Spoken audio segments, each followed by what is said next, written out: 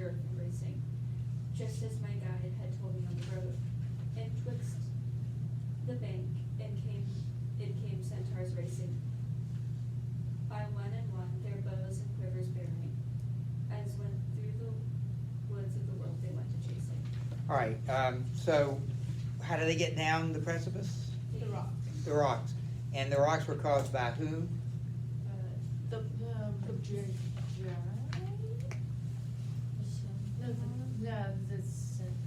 You notice that it uses the word when he, I'll read it to you. Shortly ere he came. Where is that? Line 40. It says, on the day when the great prince to the first circle above entered and seized from this the mighty prey, shortly ere he came, the deep foul gulf did move on all sides down to the center, till I thought the universe trembled at the in the throes of blood. So who was the great? It was Jesus. So when Jesus came to limbo, why did he come to limbo? To get all the people that were there before him. Yeah, what people? The prophets. The Old Testament saints, we'll call them, the patriarch. And so that's when this earthquake took place. They created this tumbled rocks that they were able to calm down. Tell me who the centaurs are? They're the ones with the half body. Half Animal, half. Yes, half horse, half man. Man. And I'll just read what she says, Dorothy Sayers. The centaurs represent the perverted appetites of human reason subdued to animal passion. That's a lot, but it's, That makes sense. well, good. Like how, like animals, if you think about it, like those who hunt prey, they don't have like a moral compass. They're like, this is something that I want and I'm going to get it because Right. I need it. Like they have that sense of need all the time. So us as humans, when we have that animal sense of need, it takes over us, and that's why they're probably part horse or part bull or whatever. Well, you just really answered number 50, so why don't you look at number 50. Why are the centaurs appropriate creatures to guard the circle of health? So repeat what you just said. It happens when animal senses take over the human body. Which is perfect description of violence, right? When you become violent, you lose your reason and you are acting like an animal, and your passion or your instinct takes over. That's why he gave us a mind to control ourselves, and so animal passion takes over, and that's what you got a man and a horse together. I've joked about this, but I think we say a great player on a particular thing. You're a beast, you're an animal. That's supposed to be a compliment. That okay, you're not acting like human. You're acting like a beast, and that's great on a football field or something. It's really a very great insult because we're trying to become more human, not more animal-like. But anyway, that's what's going on. So we know the centaurs. Notice that what are the centaurs doing? It sort of tells us. But yes, but they have bows and arrows, and what they're going to be doing, they're going to be shooting anybody in the river who tries to get out. So their job is to guard the river. I don't think we have a description of the river yet, do we? It's a boiling river. Yes. It says the river of blood. Yeah, where does it say that? I'm sorry. Line 47. Good. I'm glad we've already gotten to it. It's a river, and why is that appropriate for people of violence? Bloodshed. Right, they commit or they shed blood, and so they are punished by that very blood in the sense that is shed. Who's reading after her? Me. Who's me? Celeste. Okay, Celeste and then Anna Grace. They checked their flight to watch us downward ferry, and 3 of the big stood a row, their bows and chosen arrows first preparing, and one cried out from far, "Hey, whither go you on the cliff there? What's your penalty? Speak where you stand, if not I doubt above." The master shouted back, That word shall be for Chiron there, headstrong thou dost remain, and so thou ever wast, the worse for thee." Then nudging me, "That's Nissus, who was slain for their Deandra, and in the aftermath of his own blood avenged his blood again. Gazing upon his breast, betwixt them both, Achilles' tutor, the great Chiron, stands. The third is follows, once so full of wrath. Notice the triad, I think it asked you that question. These are the three centaurs mentioned here. Nessus, Chiron, and Pholus. Yes. All around the fosse they sped in fiery advance, shooting at every soul that tries to lift higher out of the blood than doom demands. So you see what they're doing. They're just keeping people in the river. Anybody trying to get out, they'll shoot them. What was 51 again, Mrs. Nessus, Chiron, and Pholus. Elise? Pholus, Pholus. It's Tercet six, number 67 through 70, lines 67 through 72. You want to keep reading? We were near them now, those creatures snell and swift. Then Chiron took an arrow, and with the notch put back upon his jaws his snowy drift of fear, and having freed his great mouth, watch, said he to those who stood with him. Mark you how the feet of the one behind move what they touch. Those of the dead are now used so to do. And my good guide, now standing at his breast, where the two natures join, replied, quite true, he is alive. So, on his lonely quest, needs must I lead him through the veils of night. Necessity brings him here, not sport nor jest. From the singing of alleluias in the light came she who laid on me this novel charge. Man's no poacher, I'm no thievish sprite. Now by the power that moves my steps at large on this wild way, lend us a courier whom we may follow by the river's march, to show us where the ford is, and to bear this other upon his back across the tide, for he's no spirit to walk the empty air. Okay, good. Who are they talking to? Probably Chiron. But anyway, they notice that Dante is alive, and because of his feet of one behind move what they touch, just little details like that. He notices that he leaves an imprint, or that when he hits the sand, it moves. So that shows he's got weight. So he's asking, they're going to need an escort. They cannot cross this river. Dante can't because he's got a body. So they're going to have to get somebody to cross. I think it becomes Nessus who is the one who will escort. Literally, they'll ride on Nessus to cross the river. It mentions in line 89, from the singing of alleluias in the light came she who laid on me this novel charge. This is Virgil explaining to whoever he's talking to, I guess Chiron, that Dante, well, the she there is Beatrice. Just a little reminder of her in the story. Whom we may follow by the river's margin. Okay, so who's reading next? All right. Then Chiron turned on his right flank and cried, wheel round and guide them. Nessus, if you are met by another patrol, see that it stands aside. So with this trusty escort off we set, along the bank of the bubbling crimson flood, whence the shrieks of the boiled rose, shrill and desperate.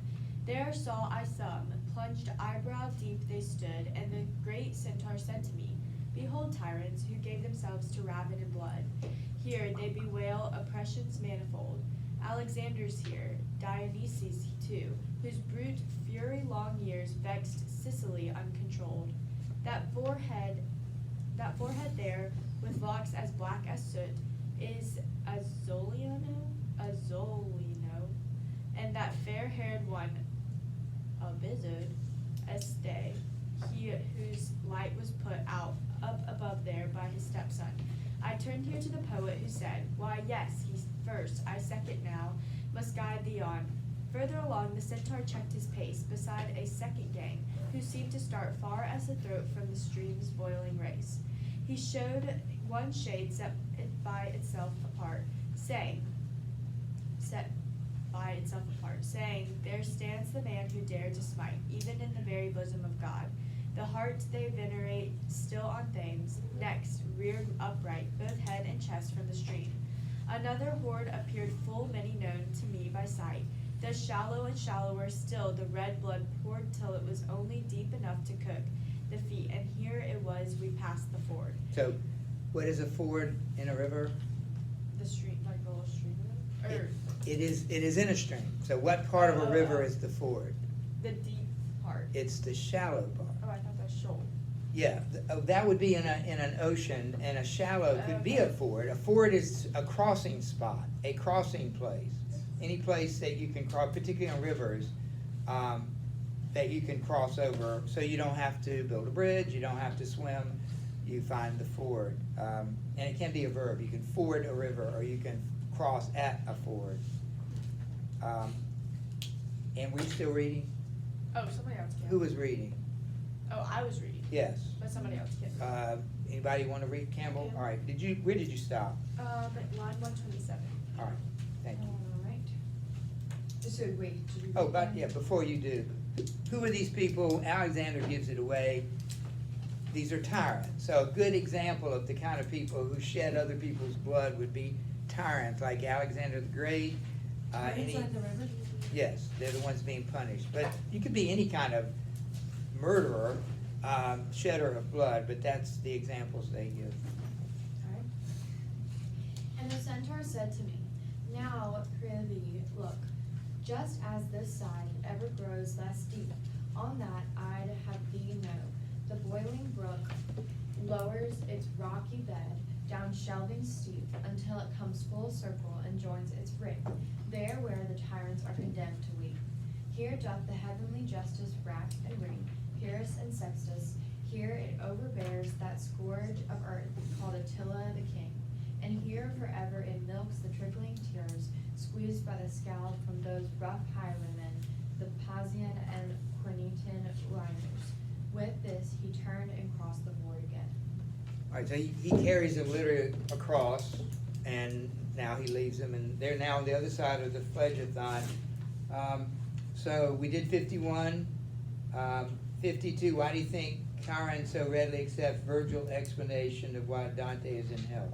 I think because he left an imprint, is that what we talked about? Like, Yeah. that, like he like believed that he was real because he saw like that he had weight and that he was. Good. That's a good answer. That's a simple and good one. That's 52. Yeah.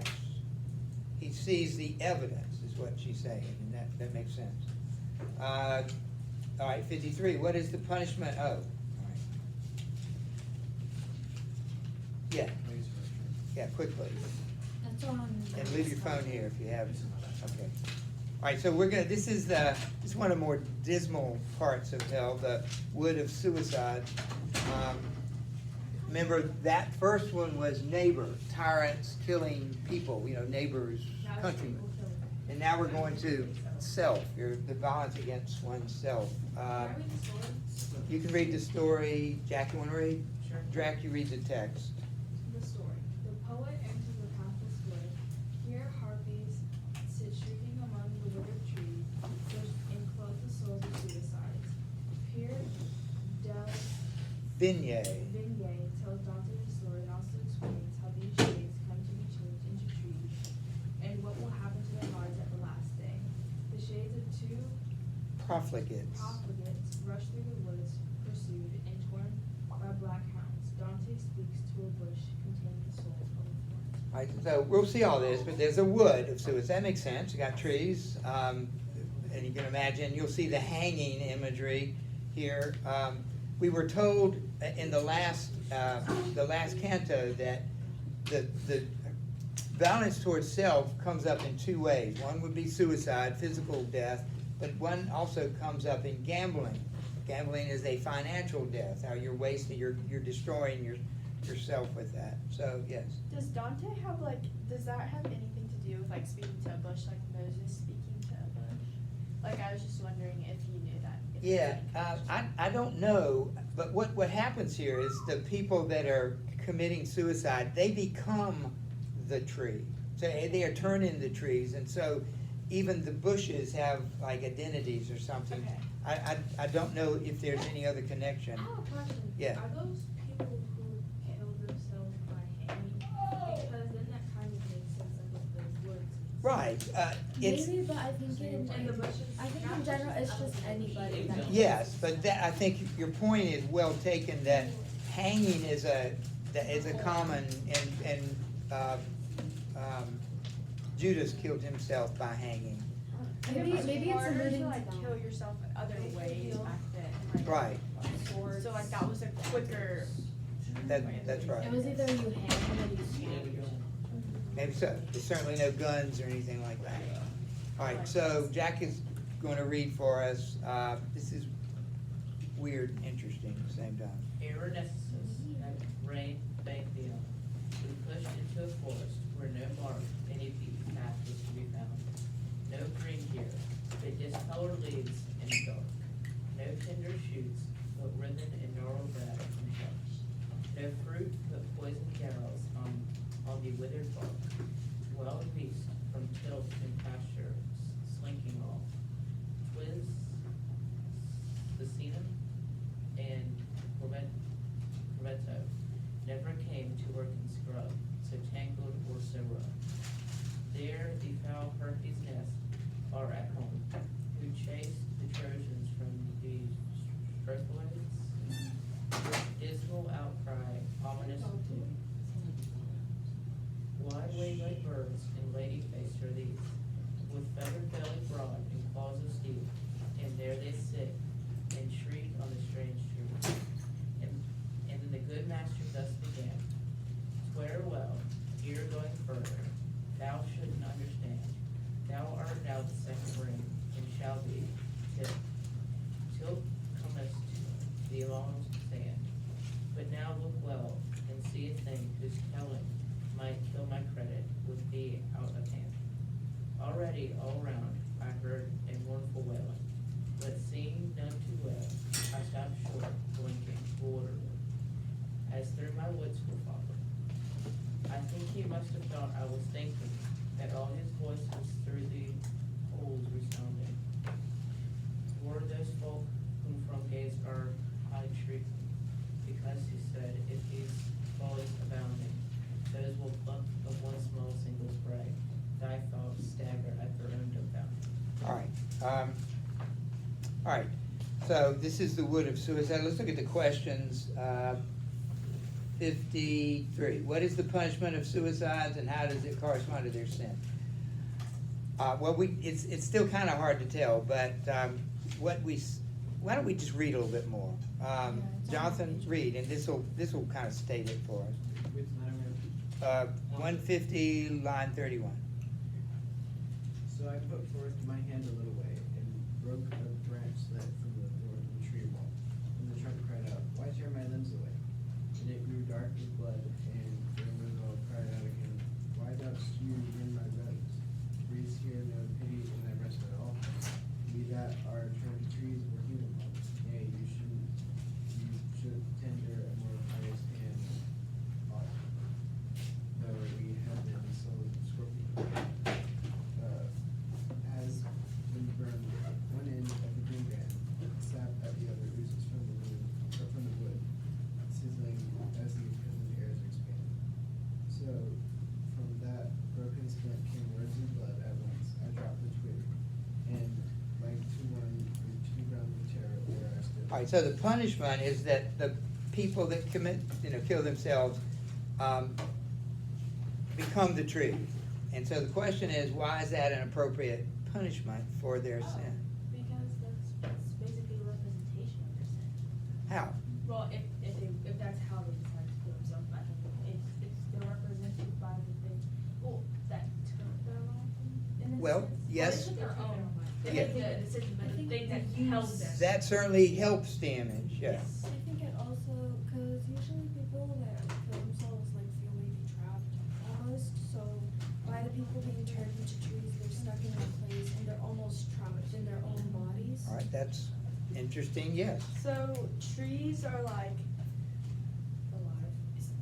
so like trees live for a very long time, and Yeah. so and then also like God died or Jesus died on a tree, and like Yeah. and so the symbolism of like the only way to life was that Jesus had to die on a tree for that to become possible. So or the way that they're taking their life, now they have to become a tree that symbolizes like life. That's very, very good, yes.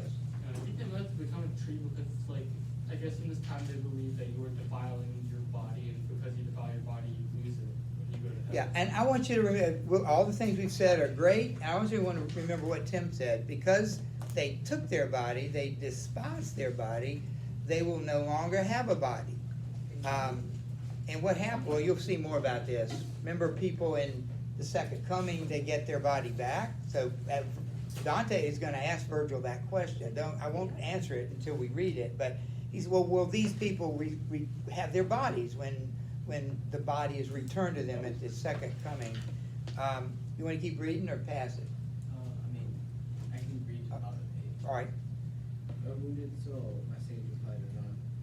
I have brought him straight away to believe the thing he read of in my verse 11. Never had he lifted finger to mislead us, but was incredible, so I prompted his deed, for which myself must grieve.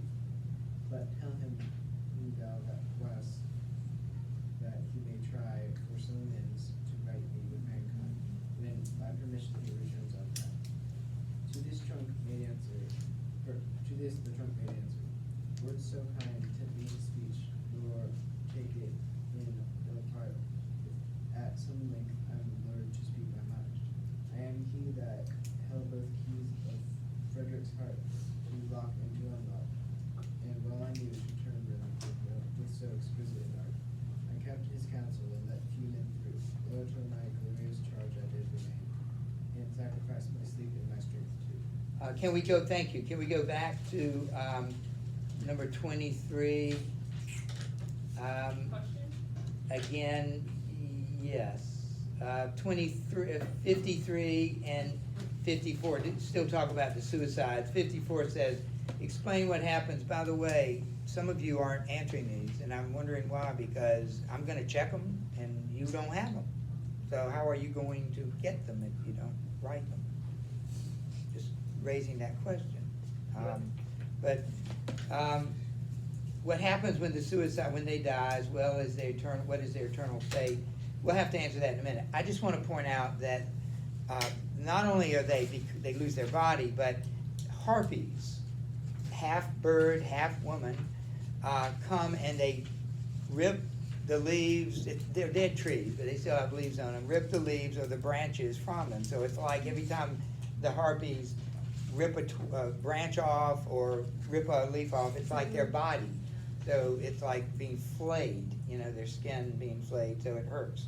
That's part of their punishment as well. And then we're going to meet this guy, Frederick, and a guy, no, not Frederick, this guy. Are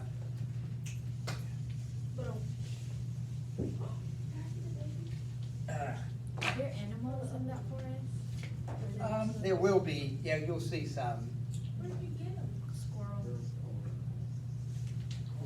Squirrels. I don't see any squirrels. That's kind of sad. Let me find this guy's name, D-E-L-L-E. Write this name down, you'll be responsible for his name. Pierre del Vigne. He was an assistant, not an assistant, a counselor to, I think, one of the emperors, Holy Roman emperors, Frederick. I've written that down somewhere, but it doesn't really matter, but he is an emperor. And so we're going to hear his story. In fact, the tree that they talked to gives them you went down to the bottom, didn't you? Did we read to the bottom? Yes. All right, so Pierre del Vigne is the tree. Who is Pierre del Vigne? We're going to hear his story. He was a counselor to the Emperor Frederick, and it is kind of a tragic story. He did take his life, but all suicides are tragic because they're unnecessary. And you'll see this as an example of that. Start at 63 or something, start at 64. 64. Okay. But that great harlot which can hear refrain from Caesar's household, her adulterous eyes devise her things from their common vein, inflame all hearts against me, and these likewise, inflame others to distrust, till my glad honors turned obliques. So in scornful spirit of disgust, and thinking to escape from scorn by death, to my just self I made myself unjust. But by these strange new views my trunk beneath, never to my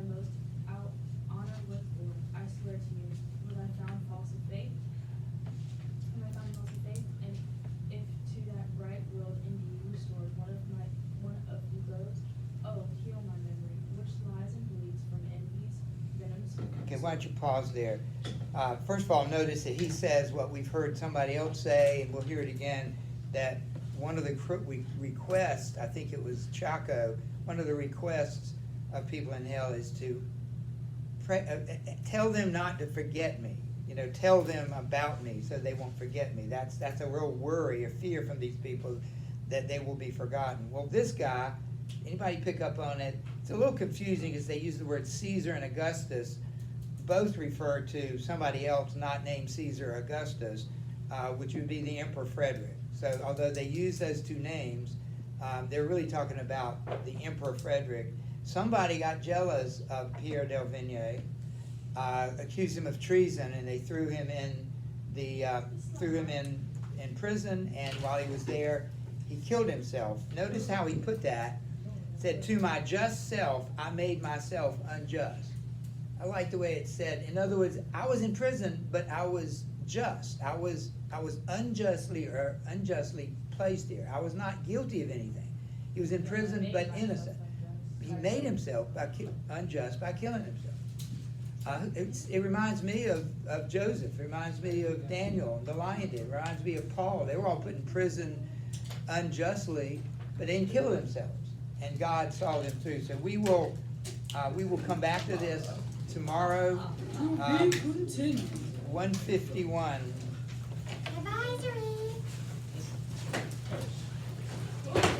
Excuse me. You smell Celeste. Oh, Celeste, I finished my book. Already? Yeah. Why do you read so fast? I don't read fast. It's just an intriguing. You guys are 16 pages ahead of 8. Oh, look at us. All these pages are kind of deep. You're 8 pages ahead of them. So does that mean Ooh, that girl. we get like study guides and stuff? Oh, I'll do that for everybody. It's just that it'll mean more to you because people have already read it. Yeah, we're in good I think shape. the video's still going. Thank you. Yeah. Thank you, Mr. Powell.